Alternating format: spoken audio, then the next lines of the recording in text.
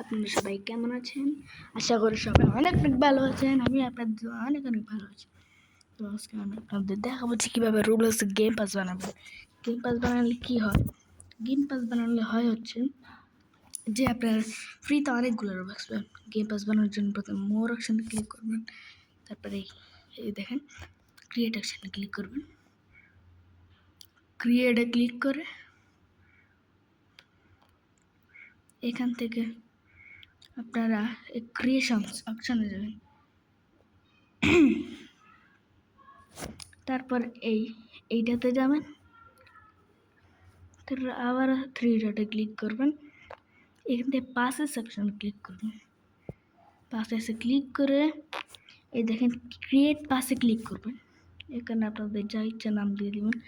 আমার নাম ইহসান ভাই, মানে ভাই দিলাম না, ইহসান দিলাম।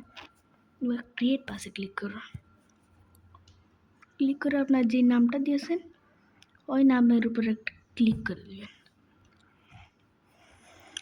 তারপরে এটাতে ক্লিক করবেন, তারপর সেলসে ক্লিক করবেন। 3 ডটে ক্লিক করে সেলসে ক্লিক করবেন। তারপর দেখবেন দেখবেন দেন আপনার প্রথম আসবেন, এগুলো এমনি থাকবে।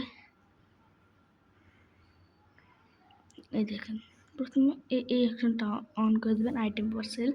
আর এটা কিন্তু আপনাদের অন থাকতে পারে, এটা কিন্তু একদমই অফ করে দেবেন, তাহলে কিন্তু একটা রোবক্স পাবেন।